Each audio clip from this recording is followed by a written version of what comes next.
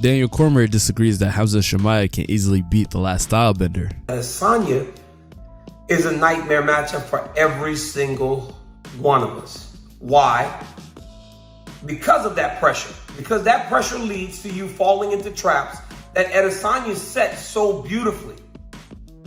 Remember, we thought when it came to Paulo Costa that his pressure and his pace was going to be a real problem for Izzy. He was undefeated going into that fight. It did not look like anybody would be able to handle or withstand the type of pressure that he was able to put on you, especially when we saw what he did to Joe Romero, a guy that was historically one of the most difficult puzzles to figure out. Izzy wiped him out.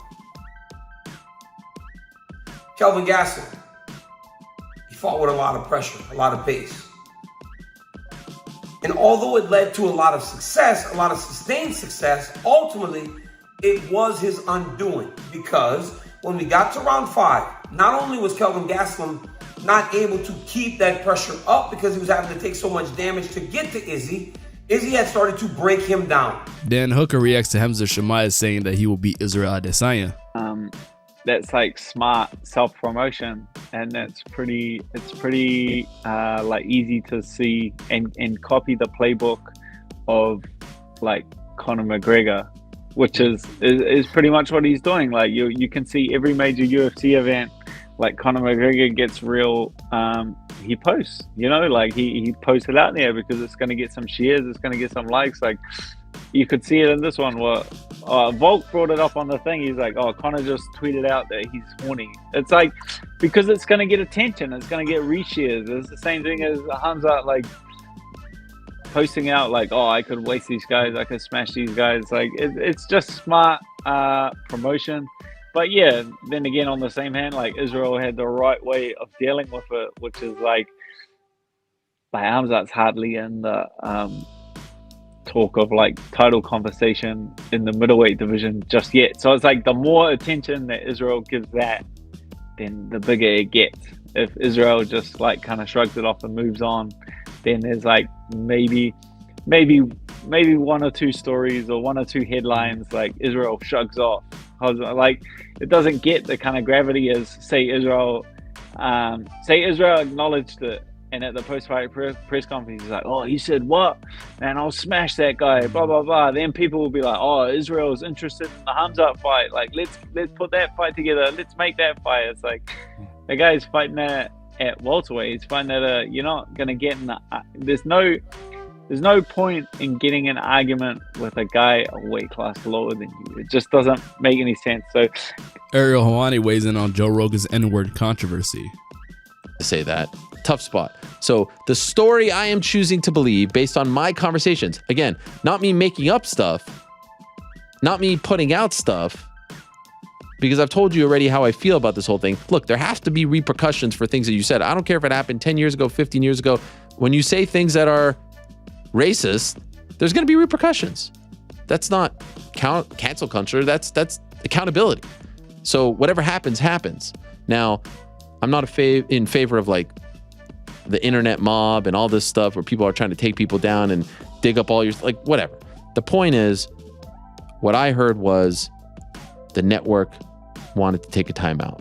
And so we'll see what happens come March. But scheduling conflict wasn't true. And I don't know why they put that out. Just tell the truth. And I don't necessarily believe that it was him who said he wanted it out. Israel Adesanya trolls Ali Abdelaziz and continues to stress that him and Kamaru Usman will never fight. Love it. Yeah. I would love it. Schultz, get on the MMA Hour. Can I tell you one thing that really bothered me though? Really? Thank you. Yeah, no, legit bothered me. Really? About Schultz? No, I've moved on from Schultz. Okay. You call this brotherhood with Francis and Kamaru, right? Yep. This actually legit bothered me. Yeah. Legit, because I know Francis, I know you. Unfortunately, I'm not allowed to talk to Kamaru anymore. Really? Oh, yeah. Oh, because Yeah, I'm not allowed. I'm not allowed. Yo. Which is kind of whack, if I'm being honest. I mean, Kamaru's his own person. He should. Yeah. Kayla, though, Kayla says F that and comes on. She's, to me, all-time great. Anyway, you guys have something special. You come from a country that doesn't produce a lot of people who do what you do. Yeah. to try and put a wedge through that, to me, is actually gross. Like legit gross. Yeah. Like it actually bothered me. I'm not just saying this because of my issues with Ali as a person. It bothered Eugene as well, and it bothered me. I'm like, what the fuck is this peanut head talking about? Because I've gone on record saying I don't want this fight. You guys have been very explicit about this. We don't want this fight because it's bigger than us. I understand where it's coming from. Don't get me wrong. I understand where he's coming from, but you can make. Why even put that out there? Other ways. There's so many other fights you can make, but he said he's being selfish. I'm like, fair enough. And also, he just needs to give his fighters his phone back, like Kamaru said, because sometimes he gets on there and starts to like talk all this rubbish. But I don't know if someone said something about Kamaru saying like, if they put 100 million on the table, then we're gonna have to talk. And I'm like, yeah, because it's not. I understand what Kamaru says about competing. I want to compete against this guy, and I understand that there's no ill will, no blood. But it's not. This fight's not just gonna happen just because. Oh, it needs to happen. We need to see it. I'm like, nah, it's bigger than us. Like you said, the great nation of Africa, we've got 3 people who are champions right now and defending and ruling their divisions with iron black fist. Marvin Vettori defends Beneil Dariush after he pulls out of the Islam Makhachev fight. Marvin wrote on Twitter, "For everyone talking shit, Benny's leg has a serious injury. There wasn't anything he wanted more than this fight. 20 UFC fights, fought pretty much everyone, one of the most active in the roster. Wash your mouth whenever you talk about him." So Michael Bisping recently shared his thoughts on the ongoing feud between Colby Covington and Jorge Masvidal ahead of their bout at UFC 272. He loves doing it. He loves engaging in a bit of bad blood. So let's get into this, okay? Of course, Colby has taken it to the next level. He has gone nuclear. He has said things that I don't think should really be said. He's talking about his ex-wife. I mean, come on. I mean, that's going to be a sensitive issue. He actually called Masvidal a bad father as well, which is, again, if someone said that to me, I mean, that is a very, very personal insult. So, yeah. So Chael Sonnen doesn't believe Israel Adesanya will return to light heavyweight division for at least the next 3 years. Jones. Adesanya went up to take on Blachowicz, and now his coach is talking about, will he go back? His coach is saying yes. I will predict for you he doesn't go back. And I will go further predict for you to guarantee for you he doesn't go back in the next 3 years. But his coach is talking about the mere idea that he still would and he would still want to. The only reason I make that prediction, Adesanya is barely big enough to be an 85-pounder. He will never weigh 205 pounds. He just won't weigh it. Let alone want to pull down or cut. It's just, he's got the wrong body frame. He can stop everything he's doing and lift and the creatines and the proteins. He can't get to 205 pounds.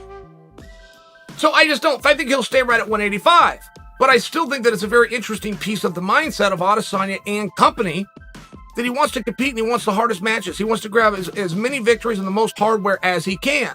I think when you see the mindset and the idea of a guy, and then you look back to yesterday's news, which is that he just signed a long-term massive contract extension, it seems like those go hand in hand.